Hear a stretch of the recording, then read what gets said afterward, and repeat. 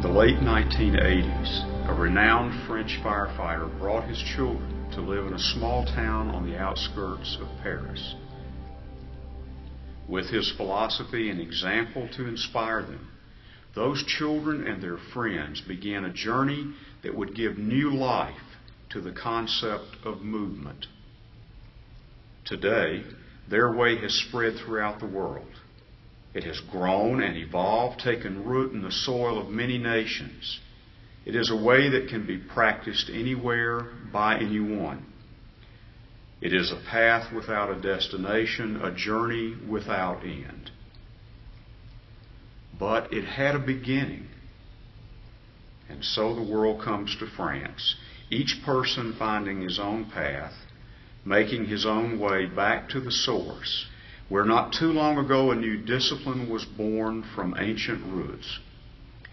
It is a journey that unites us, that brings us together with our brothers and sisters from every corner of the world. For no matter what language you speak, no matter what color your skin, no matter if you are old or young, strong or weak, we all leave our footprints side by side in Lisses.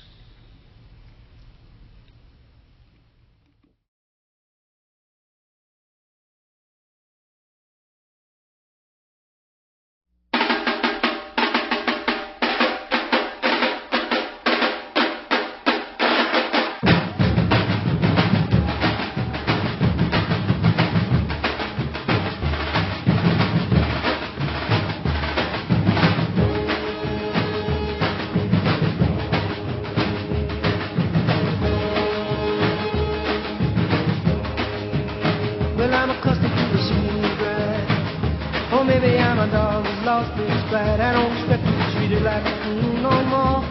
I don't expect to sleep through the night. Some people say alive, alive, alive, but I say why? Why deny the obvious child? Why deny the obvious child? Well, I've been waking up at sunrise. I've been following the light across my room. I watch the night receive the moon of my day. Some people say the sky is just the sky, but I say the cross is in the ballpark. Why deny the obvious, child?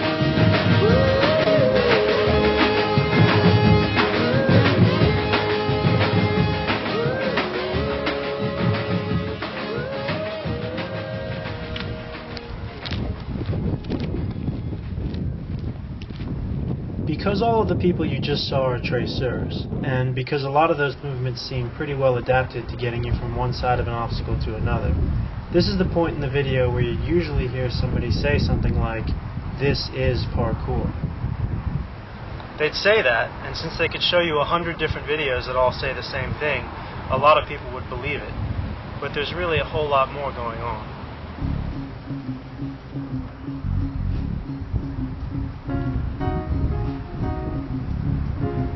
It's not an easy concept to define. People have come up with all these different little catchphrases like A to B or reach and escape or the art of movement, but it always seems to miss the point. There's always some tiny little bit that gets left out. It's almost like trying to learn a definition in a completely different language. It's a physical language and you can't translate it, and you can't understand it until you understand all these other things that go around it. I mean, on the surface it seems pretty simple. You run, you jump, you climb. But it goes so much deeper than that. When you actually try to do it yourself, you discover that not only do you not understand it yet, you can't understand it. You don't even have the vocabulary to talk about it until you get up and actually start moving. And so you slowly start learning this language, and over time your understanding of parkour changes so that you're constantly looking at it with fresh eyes, constantly stumbling across new connections, new ideas that you never even dreamed were there. The parkour itself never changes. I mean, it is what it is. But our ability to connect with that, to think in this language, is constantly evolving.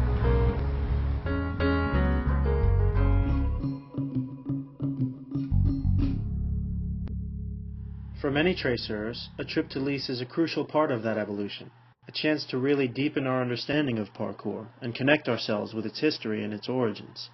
Hopefully, this video will give you a little taste of what that's like, of what it means to us to be able to say, yes, I've been there. But before we pack up and head to France, it's worth it to take a quick look at parkour itself, at the basics of its methods and its philosophy. This won't be a complete or flawless definition, because like everyone else, I'm still learning every day. But for those of you who are new to this world, it should provide a nice jumping off point for understanding the rest of our journey together.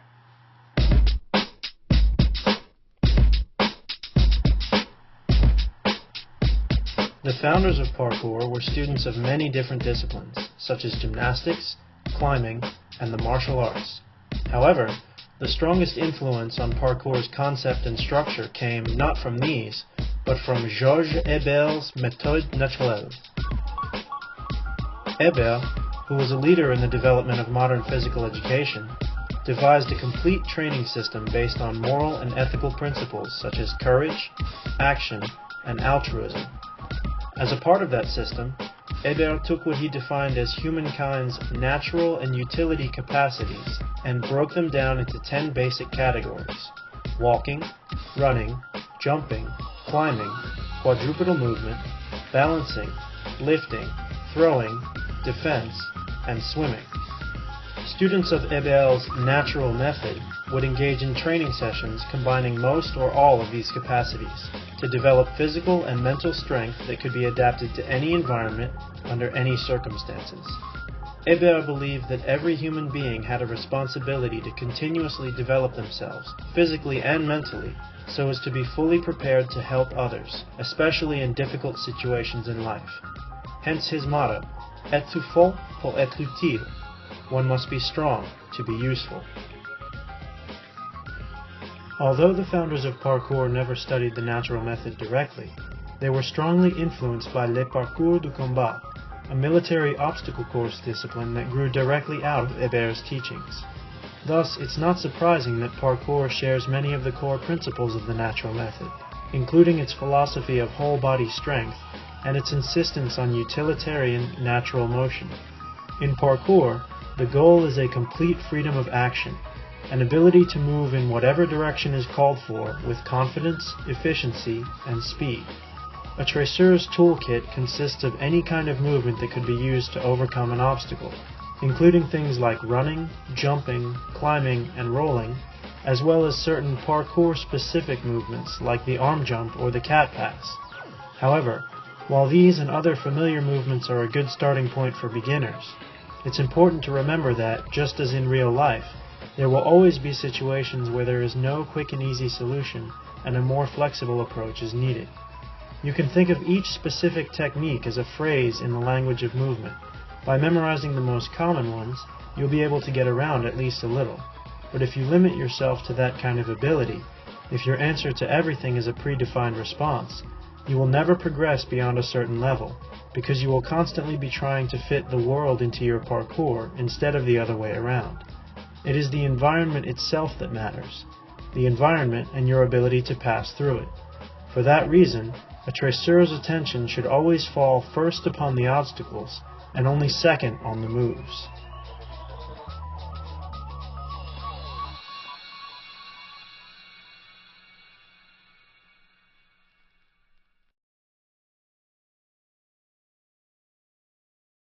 Of all of the obstacles that receive attention in the world of parkour, the one that is most often forgotten is also the most common: empty space. It's on flat ground that a traceur has the least advantage over a non-traceur. There's nothing to trip up an opponent, no shortcuts where technical skill can give you an edge. It's the obstacle requiring the greatest mental and physical endurance and the one that's the least interesting to train on or prepare for. Yet because empty space appears both between and within every set of obstacles, it's also the one traceurs need to be most aware of. In an art based upon a need for speed, there is nothing more fundamental than the ability to run. It is the heart and soul of parkour. The other techniques come into play only when something gets in your way. When preparing a training routine, a traceur should ask himself, what kinds of running do I need to be capable of? Because a parkour run often involves starts, stops, and breaks in momentum, traceurs should train sprints and hurdles side by side with endurance running. They should run uphill, downhill, and cross-country to get a sense of how different environments will affect their stamina and speed, and should also consider trying barefoot running or running with some kind of weight to improve their versatility under unusual circumstances. When working on one's overall ability to move quickly, there are no shortcuts. In the end, your performance will only be as good as your preparation. The second most common kind of obstacle, at least in the urban world, is a rail or small object, like a trash can or a garden planter. In some cases, the quickest way to deal with these obstacles is simply to run around them or jump over them. But to prepare for the times when this isn't an option, most traceurs practice various kinds of vaults, diving or jumping techniques that include the use of one or both hands to boost you up and over the object without losing speed. Dozens of different vaults have been defined by traceurs around the world, each tailored to a specific range of situations in which it is the most efficient technique. However, in actual runs, the distinctions between them are blurred and unimportant, and thus it's better not to bother with names, but instead to focus on the overall principle. Because the use of hands gives you extra power and control in your movement, it's often more efficient overall even if it slows you down a little. Having your hands in place allows for last-second adjustments to speed and direction that aren't possible in midair. Also, vaulting tends to keep your center of mass lower than jumping or hurdling, meaning that you expend less energy fighting gravity and absorb less impact on returning to the ground. However, although as traceurs we seek out obstacles that allow us to prepare for a wide range of possibilities, in a genuine emergency, many of these obstacles would simply be bypassed for the sake of time, and thus the vault, which often gets the most attention from beginners, is actually one of the less important parkour techniques. The third kind of obstacle is a tall wall, one that is too large simply to be vaulted or run over. This category also includes unusual objects like gateways and fences, the sides of staircases, columns, or even in some cases the sides of trucks or dumpsters. Generally speaking, overcoming a wall involves solving two distinct problems: reaching the top with your hands and then pulling yourself up and over. Walls that are closely spaced or built with hand and footholds can be overcome using traditional climbing methods. However, the majority of the walls in the urban environment call for a technique known as a tic-tac.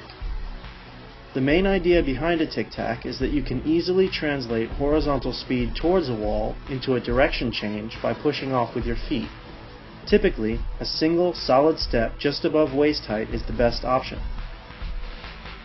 Although tic-tacs can also be used to augment vaults or certain kinds of jumps, usually they serve either to boost a traceur to the top of the wall in front of him, or to provide the height and distance needed to catch the top of an adjacent wall. Once a traceur has reached the top with his hands, the method for getting up and over is the same in nearly every case. Kicking his feet against the surface of the wall for traction, he will execute a pull-up style motion that brings his torso above the edge and allows him to swing his feet either onto or up and over the lip. Because topping over a wall requires a significant amount of upper body strength and overall coordination, and because some variation of this movement appears in virtually every real-world run, it should be a part of every traceur's training regime from day one. The remaining major categories are gaps, drops, and tight spaces, all of the non-obstacles that nevertheless influence a traceur's choice of movement. Gaps come in so many shapes and sizes that it's nearly impossible to list every method of getting across them. They may be defined by the edges of buildings, by rails, walls, by water, or simply by lines on the pavement, and their sides may be at different heights. When the two sides of a gap are close enough, jumping is certainly an option, but so are vaulting, swinging, diving, and pushing techniques.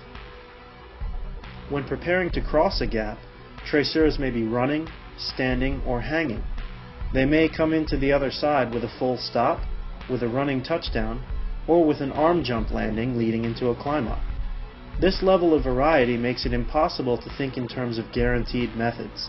The key things to remember with gaps are, first, that you want to choose whatever technique gives you the best chances of making a safe recovery on the other side, and second, that you never want to cross a gap in one direction unless you are sure that you can make it back again. Parkour is not simply about A to B, but also B to A. The ability to get away from any particular spot is just as critical as the ability to get there in the first place. Drops can also come in a variety of configurations, but the methods for dealing with them are much more limited. Because drops create enormous forces of impact, especially in the urban environment where most landing surfaces are hard and unyielding, they are among the most dangerous of parkour techniques. Even drops of relatively small heights like 6 or 7 feet should be built up to over long periods of time, with a slow progression that includes conditioning and strength training for the knees and ankles. In the interest of safety, most traceurs try to avoid taking large drops altogether and, when necessary, utilize a hanging method that allows them to shorten the fall by the length of their body. The two main landing techniques, which can be used from this position or from any other kind of starting point, are the roll, which absorbs the impact by translating vertical motion into forward rotation, and the slap out, which dissipates shock and helps guide a traceur towards a healthy landing position.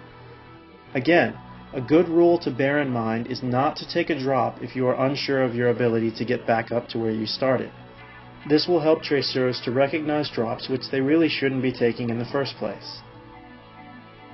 The final kind of obstacle, a tight space, crops up in many different places in the urban world, most often in railings, but also in windows, pipes, and occasionally in walls themselves. One of the most common methods for moving through a hole is the underbar, which allows a traceur to swing through a gap by his hands without losing speed. Other simple alternatives include variations on rolling, vaulting, crawling, and climbing. When dealing with a hole, the principal danger is banging your head or knees on the edges, and thus often a traceur will choose a slower, more complicated method in the interest of safety. These 6 broad categories represent maybe 75% of the obstacles in the urban landscape and, as we have seen, can usually be overcome using only standard techniques such as vaults, tic-tacs, arm jumps, underbars, and rolls. However, since it only takes a single insurmountable obstacle to stop a traceur dead in his tracks, the remaining 25% of the environment is much more than just 25% important. Success in overcoming the unexpected depends not on proficiency with pre-planned, predefined techniques, but on core qualities such as strength, balance, quick reflexes, and coordination. A traceur must be able to think on his feet even if his feet are already busy, to smoothly execute moves that he is making up on the spot as though he had practiced them 1,000 times before. This is why parkour training places a heavy emphasis on things like individual precision landings, hanging traverses, balanced cat crawling, and other movements that don't crop up very often in actual full-speed runs, because you never know exactly what combination of power and skill will be needed when you come up against that 1 in a million obstacle. Those movements, along with conditioning exercises like high jumps, press-ups, and crunches, are crucial to developing a body that is capable of dealing with anything, not just with the things you can plan on and prepare for.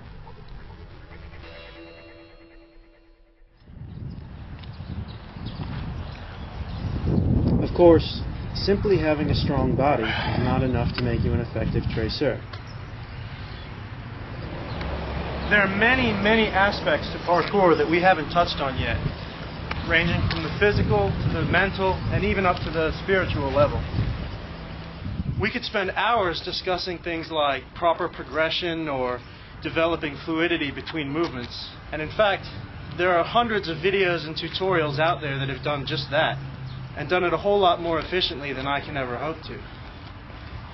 Since we only have a very brief time together, I'd prefer to leave that level of detail to people who are more skilled than me, and instead, now that we've got a basic level of understanding, get on to the real purpose of this journey.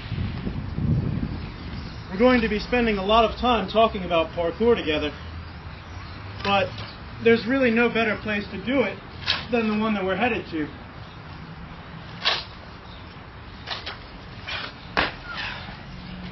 So at this point, we might as well go ahead and get started.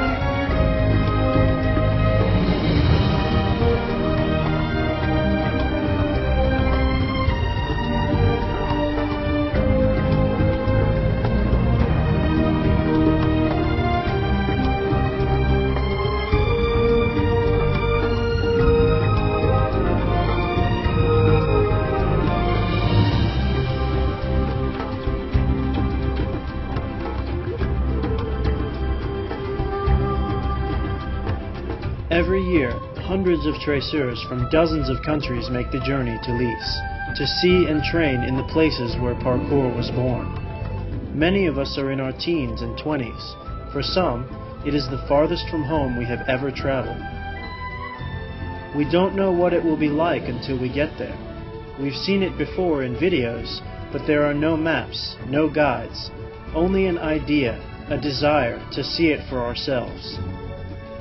It is a true pilgrimage, a shared experience that brings together people of every race and every tongue. We meet each other in Lisses as strangers, with nothing in common but our love of movement. Yet together we train, and when we leave to return home, we take with us a little piece of each other, of names and faces that we will never forget, and memories that are shared across the world.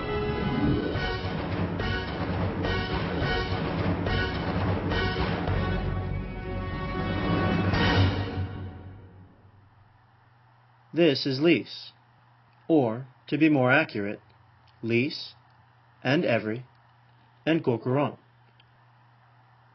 The center of Paris is about 16 miles that way. You can just make out the Seine River in the northeastern corner of the frame. The highway cutting across the center is the A6. It's probably the road you'll come in on if you live in Europe and decided to drive. If you arrive via Paris, you're more likely to come in by train, on the RER Green Line, which lets you off near the center of Evry.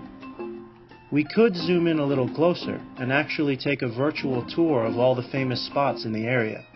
If you're good with Google, you can find almost everything from here.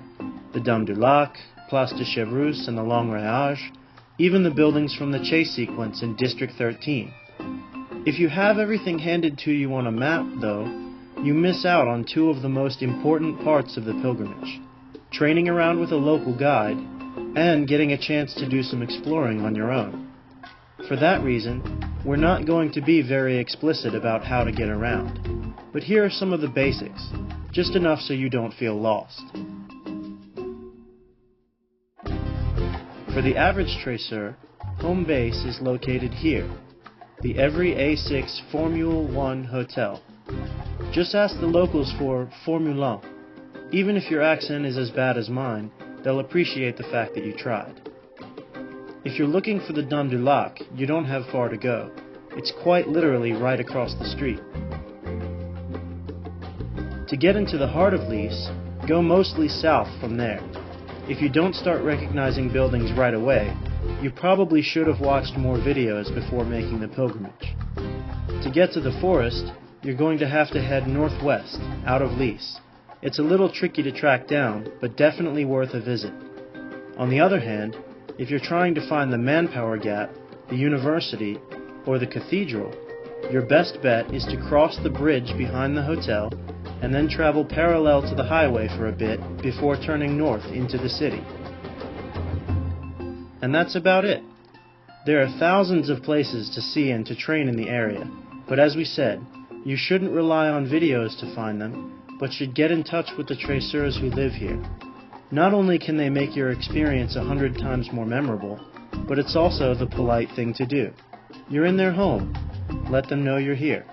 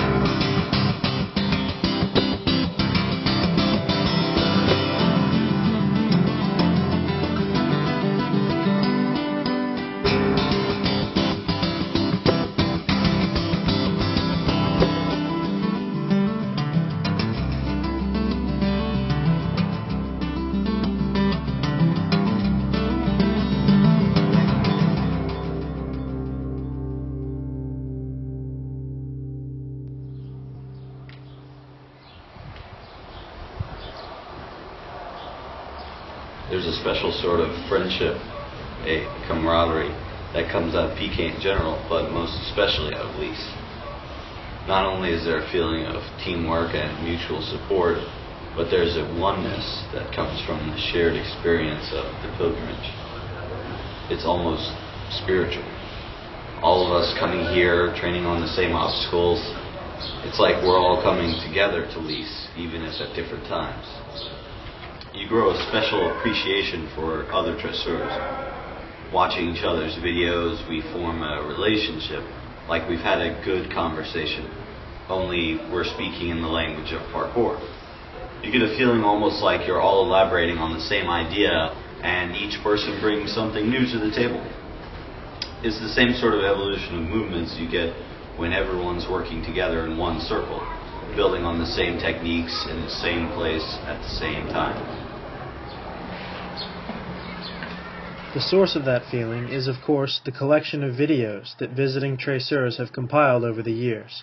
The same videos that have made this documentary possible, and have made Lisses itself recognizable even to people who have never come within 1,000 miles of France. Everyone wants to participate, to leave some record of the fact that they were there, that they managed to do this famous move, or that they conquered that obstacle in a way that no one else had thought of. It's become the standard in a world of traceurs who will never meet one another in person, the one place where everyone climbs the same wall and jumps the same gap. In a sense, the way we connect to each other through Lisses is like a miniature version of the parkour community as a whole, a community which didn't even exist until the first videos began to appear online.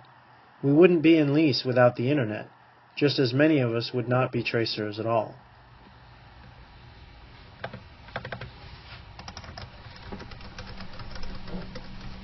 The internet and parkour have undoubtedly had a difficult relationship in the past.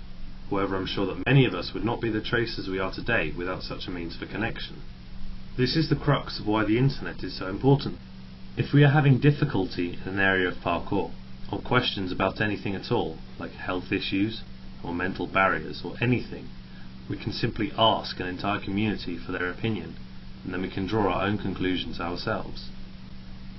The internet is responsible for much of my training with others. It is almost essential if I wish to go to other cities or meet other people to train. This camaraderie between total strangers, to me, is the most amazing thing about parkour. You can meet someone you completely don't know, and you instantly have a connection. You can easily talk about the first time you trained, or what it was like when you could finally execute that technique, your slips or your falls, your encounters with security, and the lessons learnt through training. This ability to connect with one another regardless of distance is a major part of parkour today, of the way in which every traceur feels himself to be part of a larger whole. However, along with that connection comes a need for caution. As knowledge spreads more and more quickly through the online community, and beginners are spared the long periods of experimentation and progression that mark the first generation, there's a very real sense that the proper method of training is being lost. In a community where a large part of your status comes from what you can do in front of a camera, and a lot of technical advice can be found with very little effort, many traceurs are tempted towards taking the easy route in their training, practicing whatever move happens to be in style that day, and letting others do all the discovery for them. The problem with that is, unless you earn the knowledge for yourself, through hard work and repetition, it won't really fit, like wearing another traceur's shoes. No one can teach you parkour. They can only guide you and help you as you learn for yourself. And if there's one thing every experienced traceur will tell you, it's that there's a lot more to that than what gets showcased in the videos.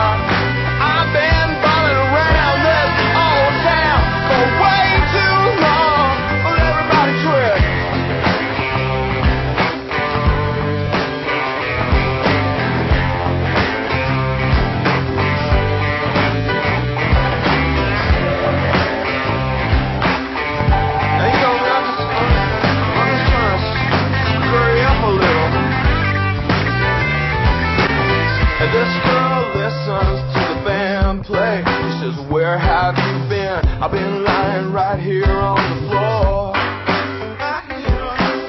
Well, I got all this time to be waiting for what is mine, to be hating what I am after.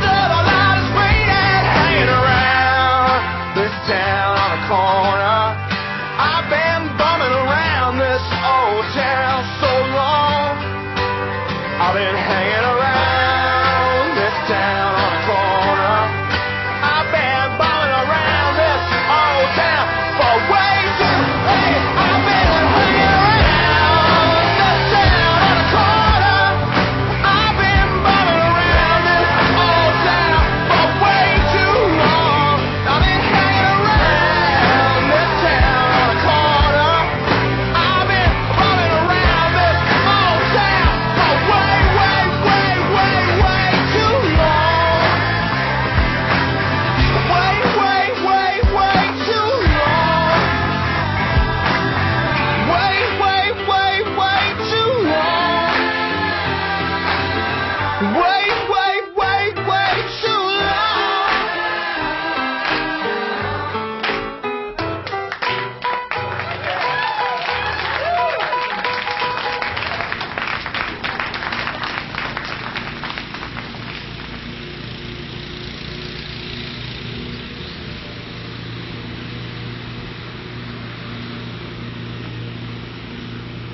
Conditioning in parkour is a tricky subject to pin down. Everyone agrees that the body requires strength training and progression to be able to handle the stress of moving through the environment. But to what extent do the movements of parkour themselves serve as their own conditioning exercises? Doesn't climbing a wall work the arms, and practicing jumps work the legs, and don't vaulting and rolling and running work everything in between? And if supplementary exercise is needed, what form should it take? Weightlifting? Gymnastics? Martial arts? Because parkour involves every part of the body and every kind of movement, virtually any exercise will be beneficial to a traceur. So where do we draw the line between pure parkour and everything else? The answer to that question depends a lot on what you think parkour itself really is. Some consider it to be nothing more than a collection of movements, so anything that can't be used in a run has no place in their training. Others think of it simply as preparation, with parkour being the practice field and real life being the game. These are both valid outlooks to a point, but they are not perspectives that the founders of the discipline would agree with. The motto of parkour is être duré, which means to be and to last. This motto speaks to the overall spirit of parkour, in which we seek to be strong and capable for life, but it also holds deep significance for the everyday act of training. Parkour is not something that you do in the morning and put away in the afternoon. It is an act of being, of becoming a certain kind of person and staying true to that spirit through every hour of every day. Traceurs define themselves in contrast to obstacles, and just as there is much more to the idea of a person than what he can do with his hands, there are many more obstacles than those we encounter in the physical world. There is stress, there is fatigue, there is loss and responsibility. There are obligations and there are complications. There are weaknesses, and there is the inevitability of old age. Parkour is the mindset of someone who refuses to back down in the face of these obstacles, someone who is determined to do all he can to prepare for them. And by saying all he can, we mean that he doesn't just train until he gets a movement right, he trains until it is almost impossible for him to get it wrong. He doesn't stop when he is strong enough to face today, but pushes on in the knowledge that tomorrow may be even harder. Most importantly of all, a true traceur understands that it isn't what you can do already that defines you as a person, but how determined you are to add to that list, and how willing you are to work for it. You can visit Lisses and Evry and copy all of the conditioning exercises that hundreds of other traceurs have done. Odds are that no matter what kind of person you are, you'll train harder in Lisses than you ever have. There's just a certain air about the place that pushes you to give 100%. But until you understand why those exercises are important, and what those other traceurs were looking for in the first place, you'll have a hard time carrying that inspiration and that drive back home with you, where it truly belongs.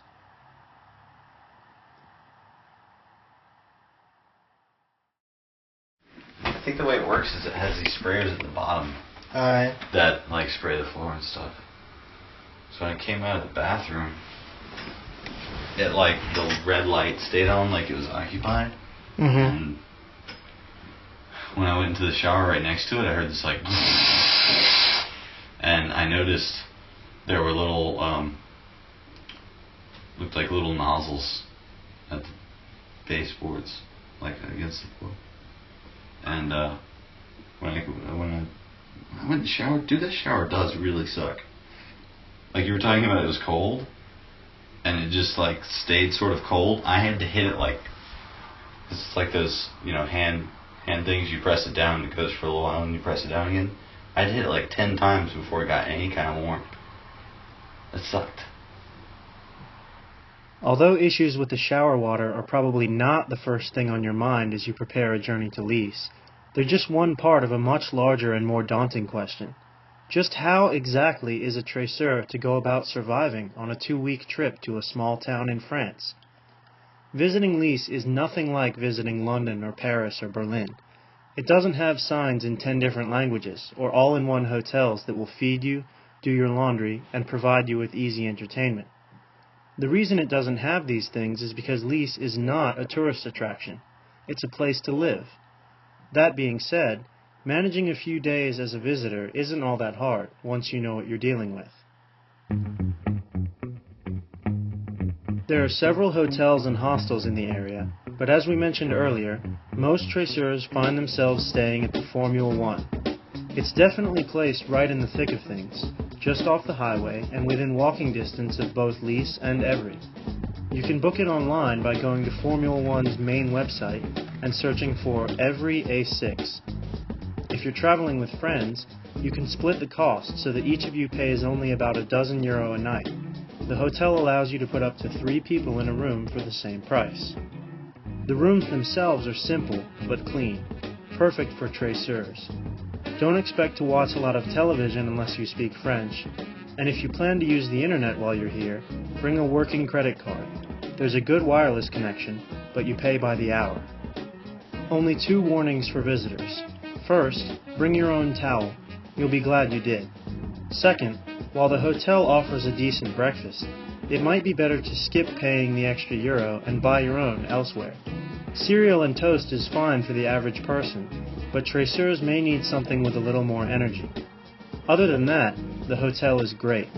Your rooms are unlocked with access codes, so you don't have to worry about losing a key or getting shut out after hours. There are plugs for your cameras and phones as long as you bring an adapter, and the staff are friendly and courteous, provided you don't make a huge mess or bang around in the middle of the night. As for food, you have plenty of options, depending on how much money you're able to spend. There's a pizza place in the hotel parking lot and a steakhouse across the street, not to mention all of the restaurants in Evry. Most traceurs, though, tend to do a little bit of grocery shopping each morning to carry them through the day, either at the Marche Franprix in the center of Lisses or at Evry 2, the gigantic mall/supercenter in downtown Evry. The Marche Franprix is a little more convenient, but the owners keep odd hours and sometimes decide not to open at all if it rains, while the Carrefour in Evry 2 is a bit of a hike, but a better place to go if you need anything else in addition to food.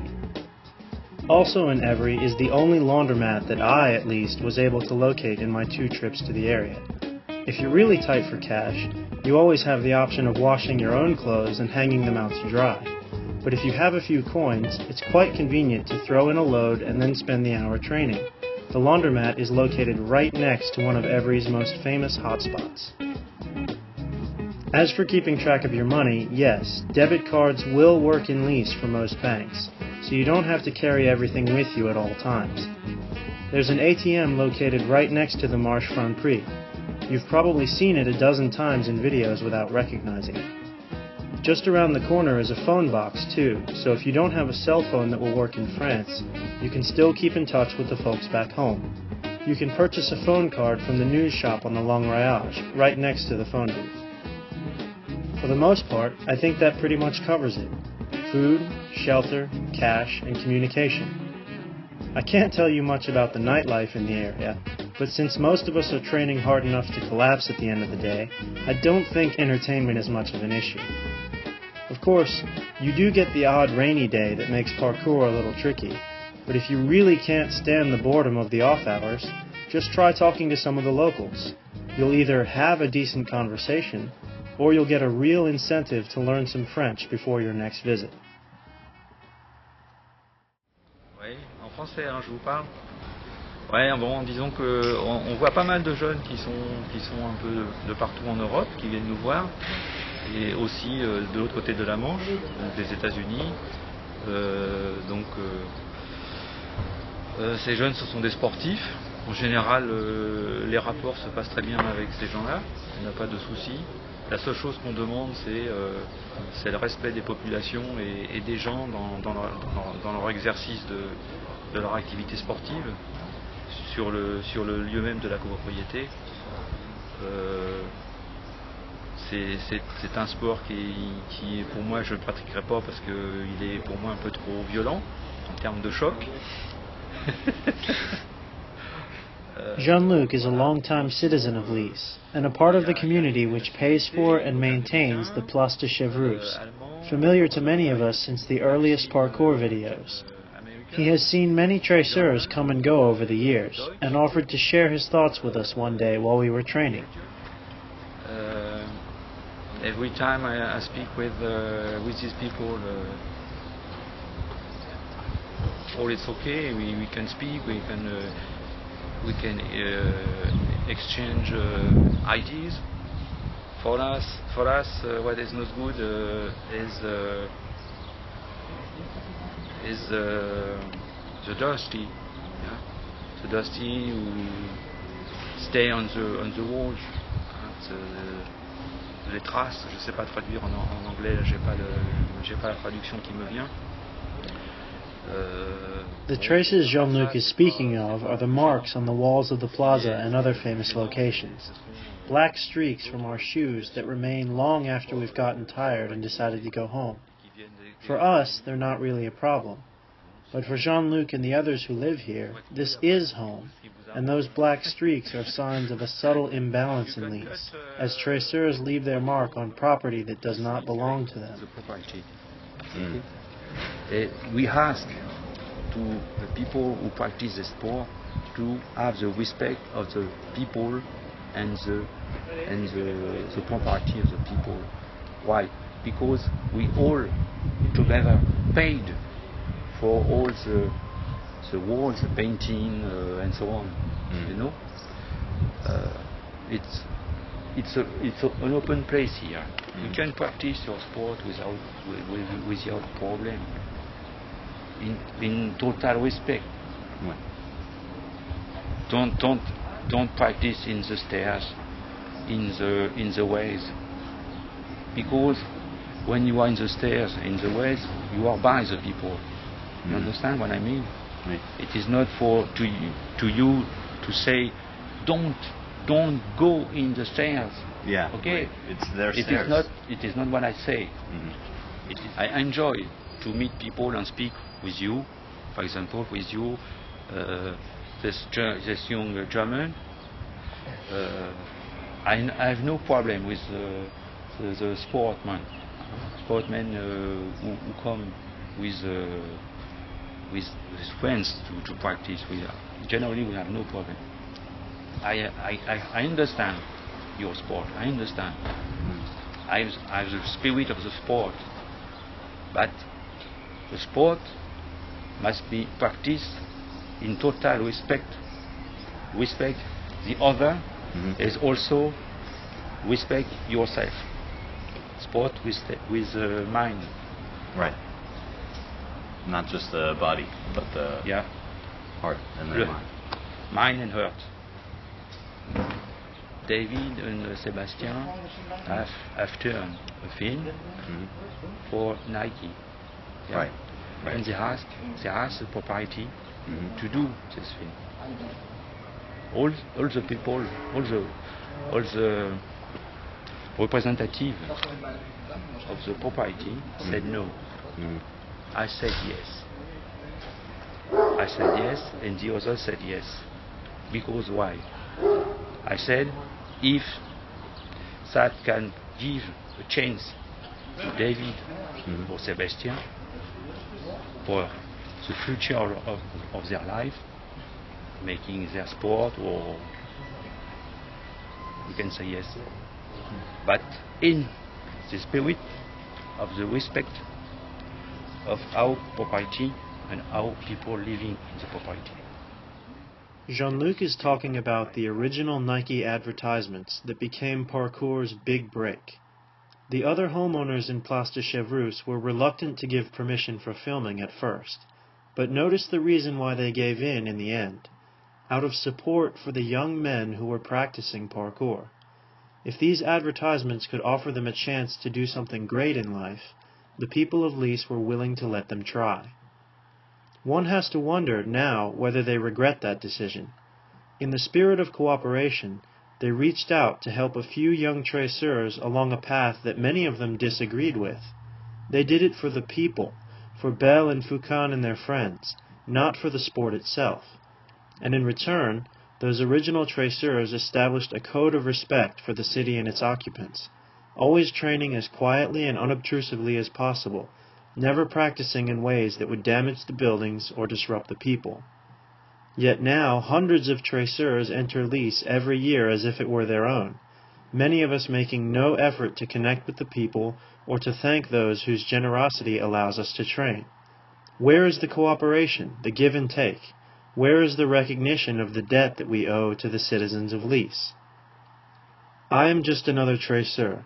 I don't speak with any particular authority, and I can't tell anyone what to do. But throughout the rest of our time together, this is a question that I will raise again and again, because I think it is absolutely central to the idea of the pilgrimage. The goal of parkour is to help people. If we allow ourselves to become a burden and a nuisance in the very town that gave birth to our discipline, what does that say about us as traceurs? Most of us cause no problems during our visit. Most of us are respectful. But I believe we've reached a point where simply being respectful is no longer enough.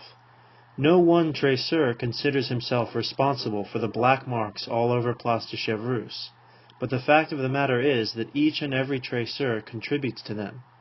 It's time for us to shift the balance, to become a positive force in this town that is so important to us, rather than simply taking it for granted as if it will always be there to welcome us no matter how we behave.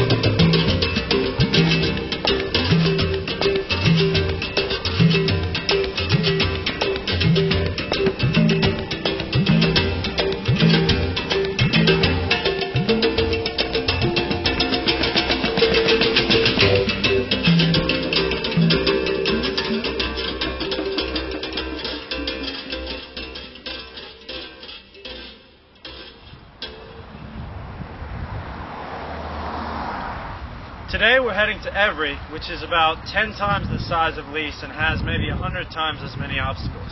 It's just across the A6 here, which is a major highway dividing the two towns. Evry has a fair number of pretty famous spots, but a lot of the neighborhoods in Evry are not good places to get lost in. So we're going to be sticking mainly to the outskirts and a couple of pretty familiar locations.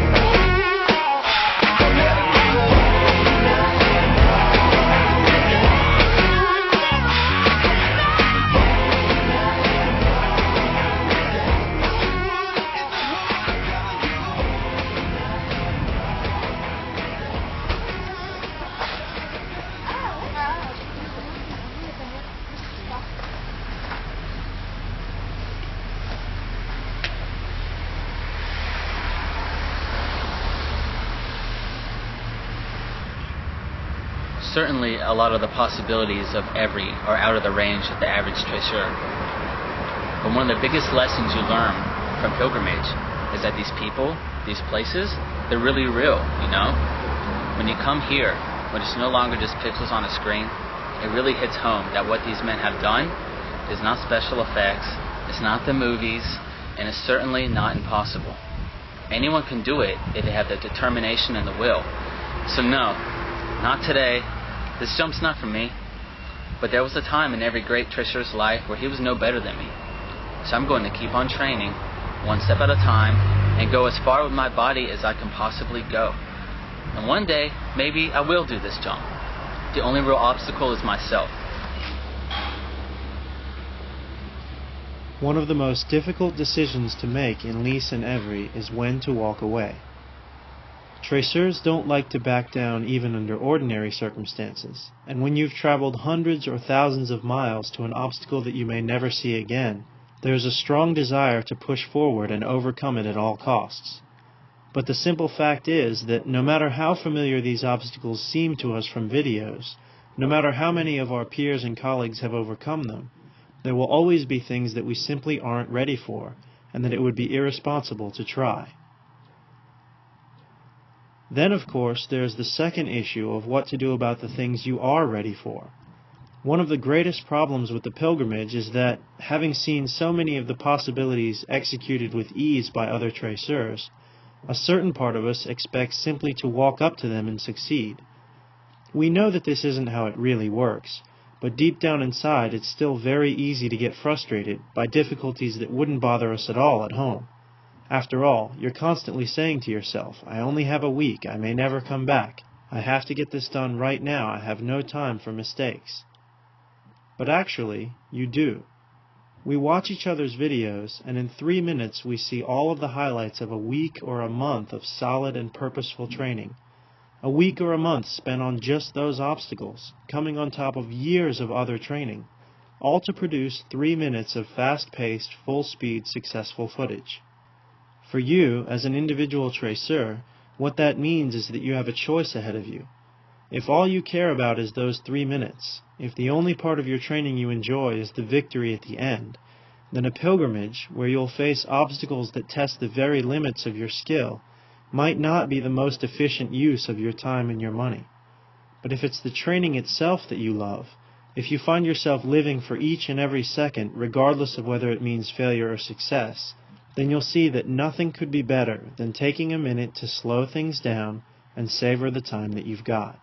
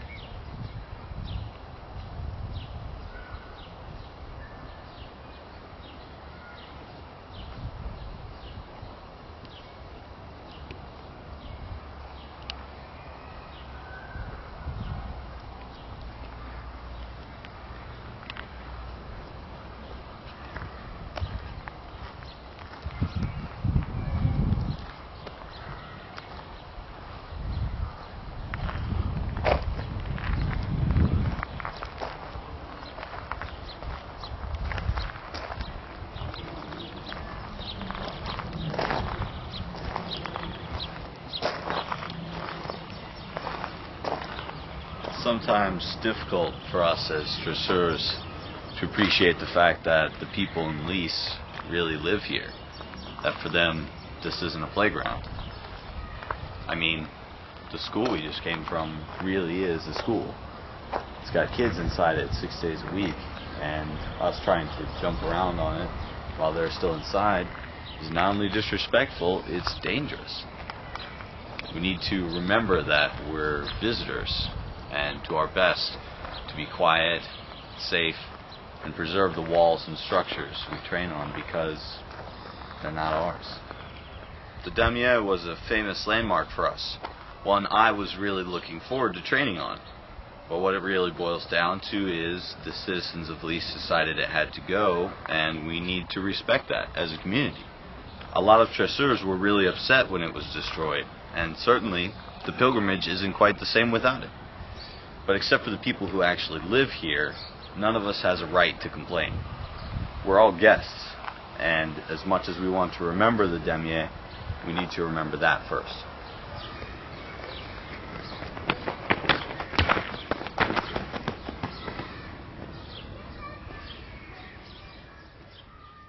As we near the end of our journey, there are only a few more places to see, a few more topics to discuss.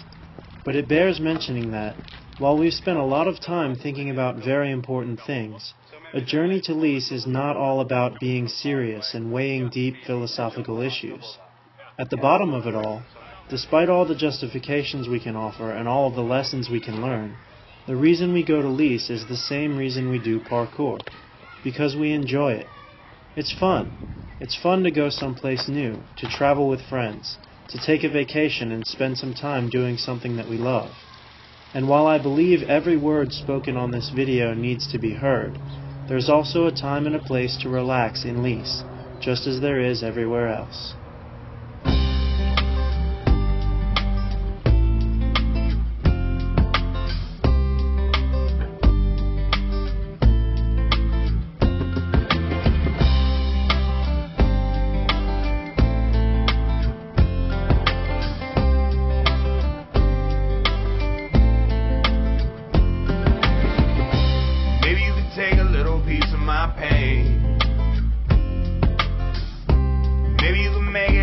Feel the same. Maybe you could burn this night in my brain.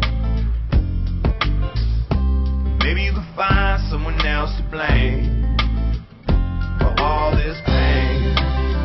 Maybe you could tell me about your worst fear. Don't say it out loud, whisper in my ear. Never felt nothing like this here. Maybe you can see things a little more clear. Dry away your tears. And I love you are just 3 words that are overused when we're talking. Love and friendship situations get confusing so often. Maybe I should give this woman my time. That will be fine.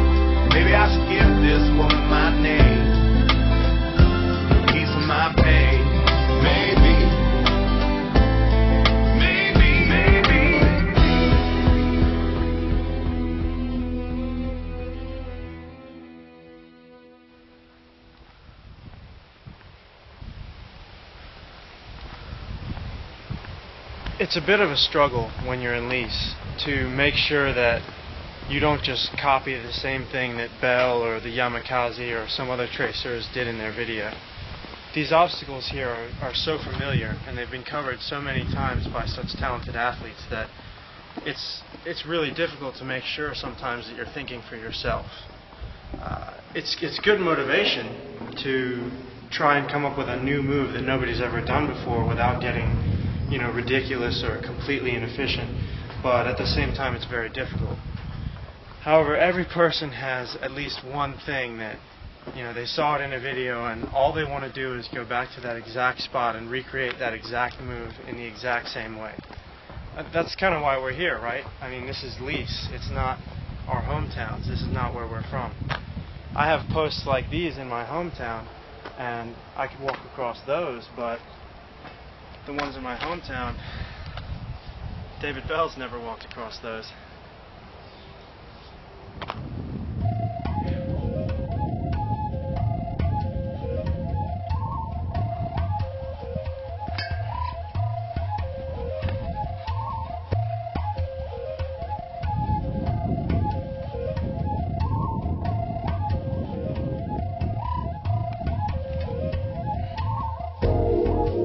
When you follow a path in Lisses, knowing that others have taken it before you, it's not about comparison or competition or success.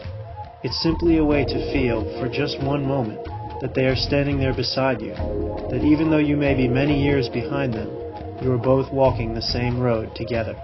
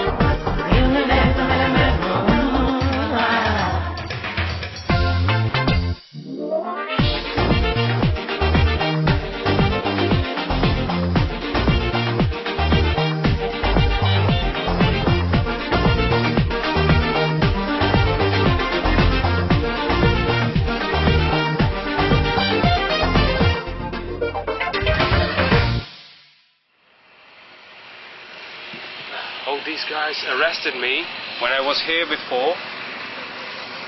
When I was here 1 month ago, these guys captured us, me and my friends in D&acirc. They captured us and said, "It is forbidden to be there. You need to pay 100 euros that you've been there." You know, they make something like, how do you call that? When somebody's searching, search pockets, you know, and we need to give them ID cards. It was very hard, you know, when they stand like this, like a thief or something. I said, "Roar!" And after this come another two and said, "What did you do, guys?" And we said, "We just trained there, you know, we are sportsmen, we are trying to train parkour." The guy said, "Oh, parkour!" He turned to another guy and in French he asked him, "Why did you let them train there?" So it was quite funny, you know. It was good. Now let's get back to... Oh, David's mine. We've saved the Dame du Lac for the last stop on our pilgrimage for several reasons. It's unquestionably one of the most exciting obstacles, and therefore a good note to end on. It's also one of the most historic of parkour landmarks, and since we've spent a good bit of time talking about the beginnings of the discipline, it's the best place to bring our journey full circle. But most importantly, we've chosen to highlight the Dame du Lac because it gives us one last chance to revisit the question of how a traceur should behave in Lisses. The Dame du Lac is closed to the public. No questions, no exceptions. It's simply the rule. There's a fence surrounding it on all sides except the shore, and a warning sign posted on its face. For most traceurs, these things aren't exactly a deterrent. It's hard to imagine how a 6-foot fence would discourage someone whose goal is to climb a 60-foot wall. It's easy enough to jump right over, or to crawl around the edge of the lake. Given how simple it is to get in, many traceurs have concluded that the rules aren't really meant to be enforced, and that they have implicit permission to train. What I would like for everyone to do is erase that idea from their minds. It's not my place to tell anyone not to train on the Dame du Lac. As you can see, I've been there myself in the past, as has nearly every traceur who is trained in Lisses, all the way back to the earliest days of parkour. But moving away from the past and looking to the future, each of us has a decision to make. Many of us have wondered why the Dame du Lac remains closed, why it has not been reopened for traceurs, perhaps under the supervision of David Belle or some other resident of Lisses.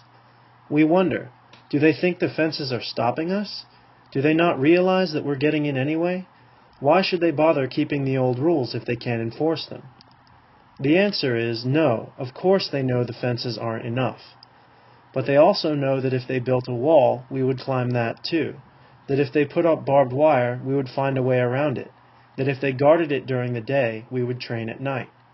Many traceurs laugh about this, and are proud to know that they are unstoppable, that no matter what happens, they could find a way in.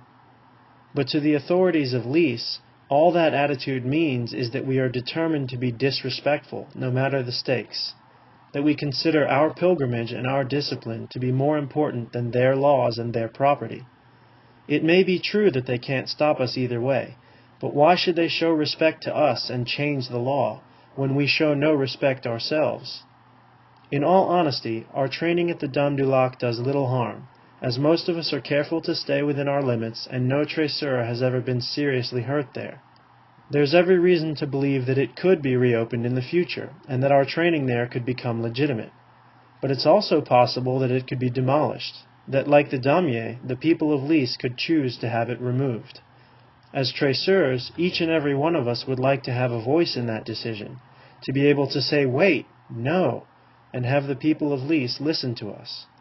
But if we as a community do not listen to them, if we refuse to consider that maybe training in the Long Rayage and the Gymnasium and Place de Chevreuse and the schoolyard and the Parc du Lac and the forest is enough, and that we don't have to break their laws for one last obstacle, then what do they have to gain by listening to us?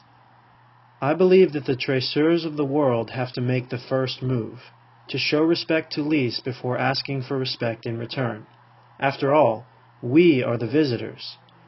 I'm not trying to tell anyone what to do. Each traceur must make the choice for himself. All I ask is that each and every person truly thinks about this question. Don't just brush it aside and excuse yourself by saying that everyone else does it. If that was a valid reason, you'd be training in a gym instead of in the streets. Consider the matter carefully and take responsibility for your choice, because it truly is your choice. The Dame du Lac being off limits is an obstacle to our training, and like every obstacle, there is more than one way to overcome it. In the short term, we can simply climb over the fence. But parkour is a lifelong discipline, and in the long term, the path we take as a community in the next few years will determine whether or not we ever earn the respect of the people of Lisses, and what the pilgrimage will look like for those who come after us.